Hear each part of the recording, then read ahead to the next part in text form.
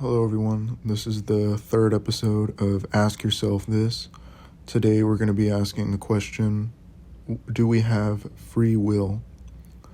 I think this is a very interesting question. I know I've definitely asked myself that sometimes, and I think I may have an answer, but we'll see about that as we talk about it more.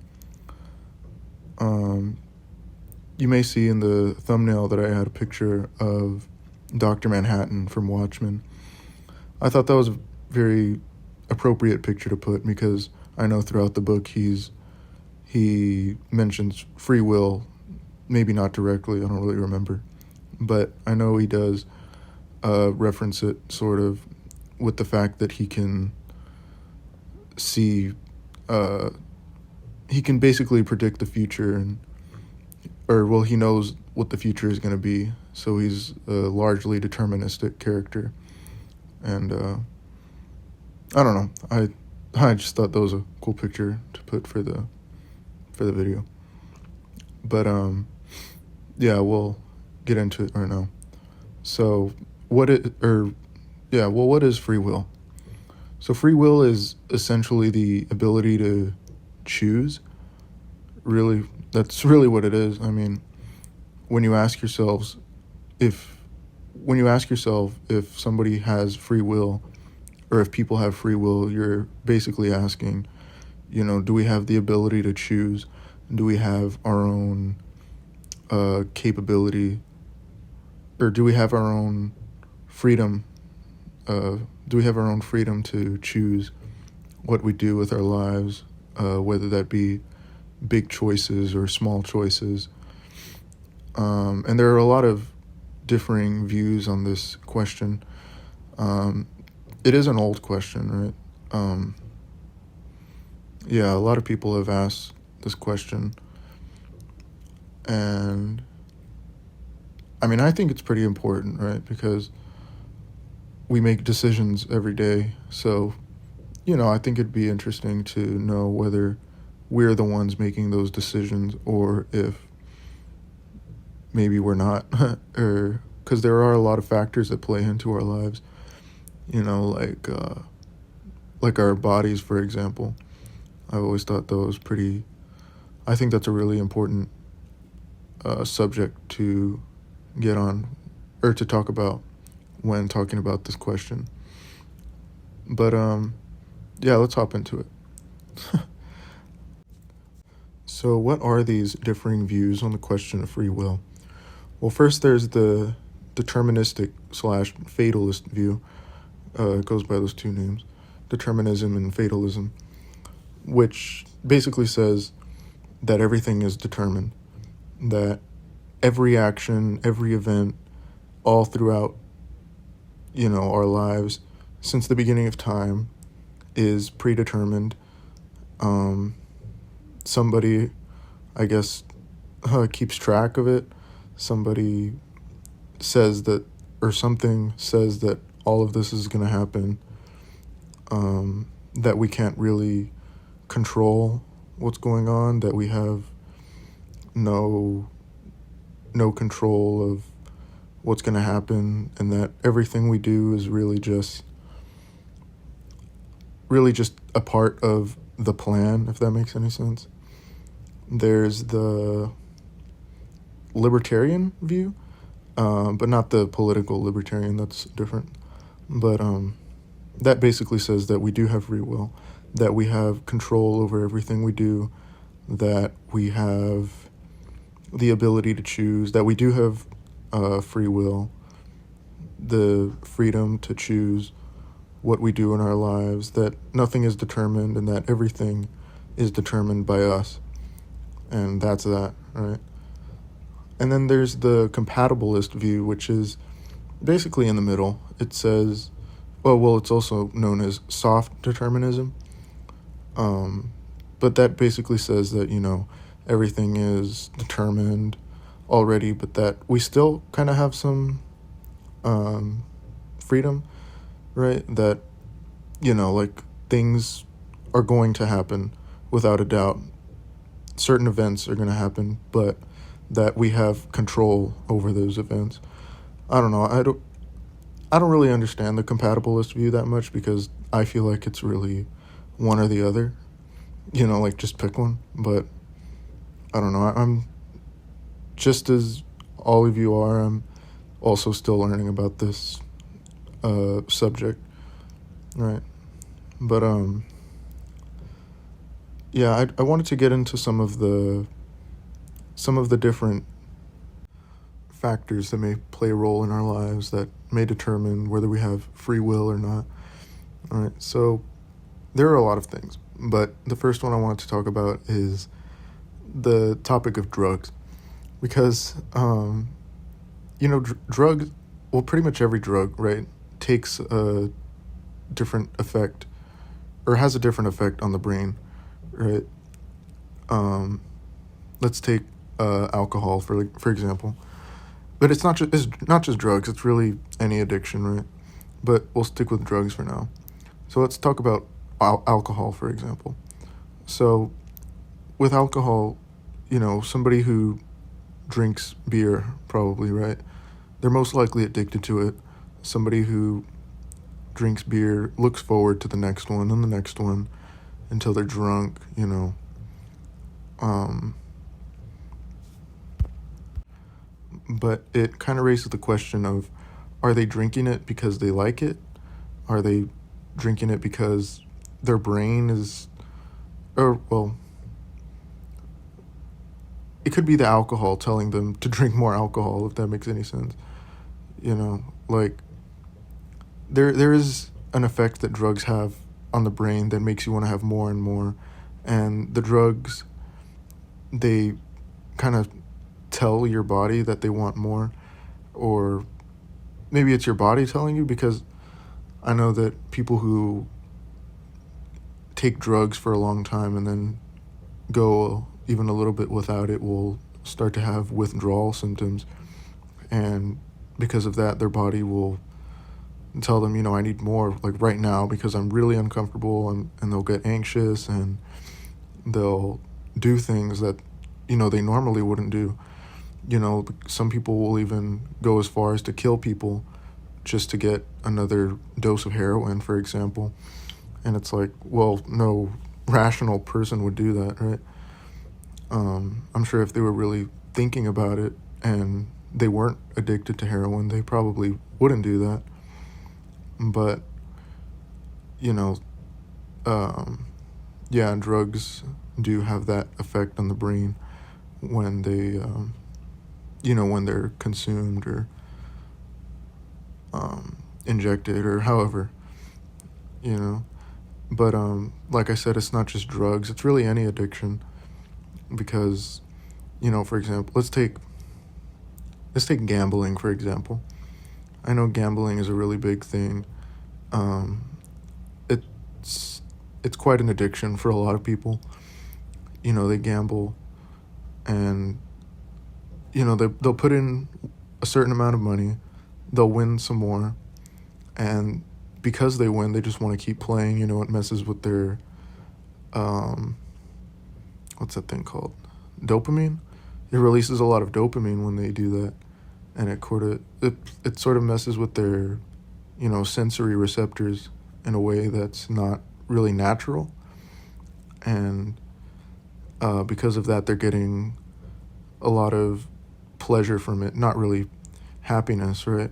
More pleasure, which is short term, and they're getting a lot of that all at once, and they want to feel more and more, and it's not really them thinking. I think it's more of the gambling that's doing, or the money really, or whatever they're winning, right? But let's say if you're winning money, you're probably seeing all that and you're thinking, well, I have all this money, I want to win some more and more and more, and you keep going until you're out of money, and then you're essentially broke and zero, right? And it's like, well, if you were really thinking, you wouldn't have done all that. And even if it's not just the gambling itself, I know there are a lot of casinos that, and they probably don't want you to know this, right? But there are a lot of casinos that use certain kinds of sounds, certain kinds of lighting, so that it kind of plays tricks on your brain without you knowing, which makes you want to spend more money. And believe it or not, it actually works. They know this. They use certain lighting. They'll use certain different tricks, different scents. They'll really play on your senses to get you to spend more money in there. And that also is another factor, because it's like, well, you're not the one.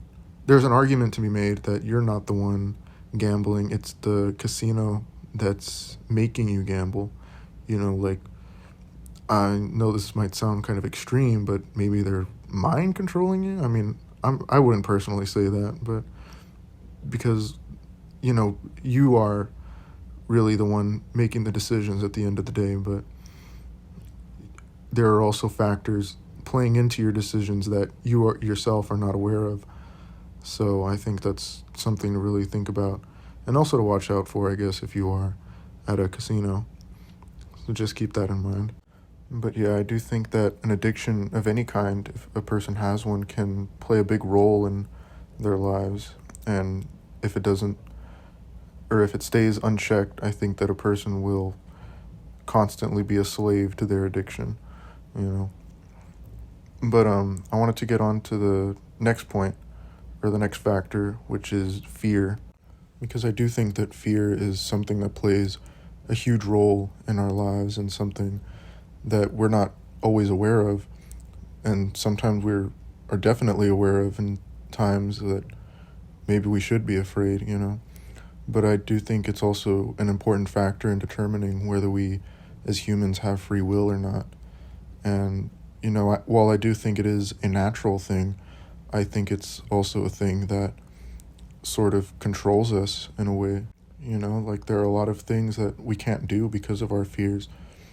And, for example, if someone is afraid of heights, they might not want to go on a plane ever in their lives. Maybe they've had a bad experience, or maybe they're just afraid of, falling, crashing, or something like that. But, if you're afraid of heights and you don't want to go on a plane ever, you might say, something to the effect of, well, I want to go to this country, say France or something. Let's say I've always wanted to go to France, but I can't go because I'm afraid of heights, or I'm afraid of planes, right? Well, I don't know if those two are really related, right? But, well, let's say you live in France, right? And you want to go to the Eiffel Tower, but you want to stay on the ground. You don't want to go inside. You don't want to go to the top because you're afraid of heights, right? Let's use that example. Let's say that you go with your friends and you want to sit, and they say, let's go to the top so we can get a good view. And you say, well, sorry, my fear isn't letting me. I can't, because my fear told me to stay down here. I think that doesn't really make the idea of having free will look very good. I think that would be a case against free will, really. But, yeah, or let's use another example. I mean, let's say you have a fear of maybe talking to girls, right? And that keeps on going for years and years. Maybe you never take care of it. Maybe you never build up the confidence to talk to a girl, if you're a guy, or, well, I don't know, right? But let's say you never have the confidence ever in your life, and you grow up, maybe single, living by yourself, and you're thinking, well, I want a girlfriend, but my fear is telling me that I shouldn't have one. So, I think that is an example of fear controlling the mind of the person, right? And, that reminds me actually of this quote. I don't know if any of y'all are familiar with the book Dune by Frank Herbert, which is an excellent book. I've read it. It's one of my favorite books of all time. I highly, highly recommend it to anybody, especially if you like science fiction. But there's this quote in there that's really famous, and it goes, fear is the mind killer, which is very powerful, I think, because it is. sort of, I think fear does kill, in a sense, the mind, because it is, killing that part of you that wants to do something. It's killing that desire in you. It's controlling you, really. It's like a parasite, really, or like a virus, maybe, which is why I try not to be afraid of anything. As a human, I, of course, still have some fears, but I don't think that fears are really a rational thing. I don't think that I don't think that fear is something that people should really have. I think that fear prevents progress from doing things in which you would progress or complete if you didn't have that fear. So, there's that to consider. And I think fear can, like I said, I think it's a broad subject. I think it can play a role in many different ways, not just, phobias, for example. But another example I like to use is the idea of law in our society, or the idea of rules and regulation. Because think about it like this. If you want to steal something, for example, you might think, well, I want to steal this item, whatever that may be. You might think, I want to steal this, but I can't because the law is preventing me, or my fear of the law is preventing me. What might you be afraid of? Maybe you're afraid of going to jail because, a lot of bad things can happen in a prison cell, from what I've heard. But yeah, and I think a person can make an argument for free will and against free will regarding law, law and order and justice and things like that, because a person arguing against free will could say, this person wants to steal, but they can't because the law isn't letting them, or their fear isn't letting them, or something isn't letting them, right? So, therefore controlling their will, I guess, controlling their mind. But yeah, and I think a person arguing for free will could say, they could steal if they want to, but there's going to be consequences either way, and ultimately it's up to them to do what they think is the right choice. And I don't know if this is off topic or not, but I think that's also why a lot of criminals are diagnosed as either sociopaths or psychopaths, because sociopaths and psychopaths have this tendency to not be afraid of many things, or not have a care for things, really, or an emotional attachment to things, or they don't have the ability to sympathize and empathize, is what I'm trying to say. And the way I think that plays into fear is because if you don't sympathize or empathize with anybody or anything, then I think that sort of implies that you don't really care much for anything. And if you don't care much for anything, then what do you have to lose, right? And the whole idea of fear is that you don't want to do that thing or go near that thing in which you're afraid of, because you feel like you might lose something. And I think that's why a lot of sociopaths and psychopaths, and I'm not saying that all criminals are those things, but I think that's why those people commit crimes, because they really don't care. They don't have any fear of anything. They maybe truly have free will, and we don't. But is that my view? No, but I think that is an interpretation that one could have. But lastly, regarding fear, I think another thing regarding law and order is not just law and order, but perhaps the ultimate law and order, which is religion, if you are a part of one. I think, honestly, I believe that that's one of the main points of religion, is fear. And I know that might be a very controversial point, but I do think that fear does play a role in how we act in relation to our religion and our beliefs, whatever they may be.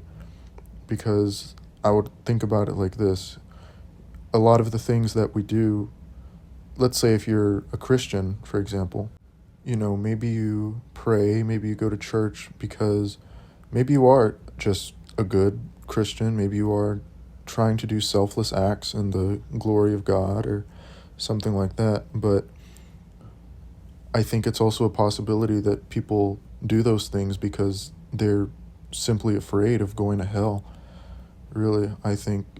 And I think that fear of going to hell is something that a lot of people have on their minds, really, on a daily basis. I think that's also why a lot of atheists and agnostics say that they feel, liberated when they say that they leave Christianity.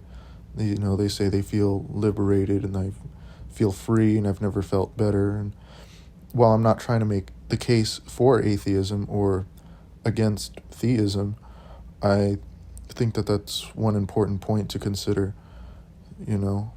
Like if you are a part of religion, I think a question one should ask themselves is, am I doing this out of fear, or am I doing this because I really am trying to glorify my creator or my authority,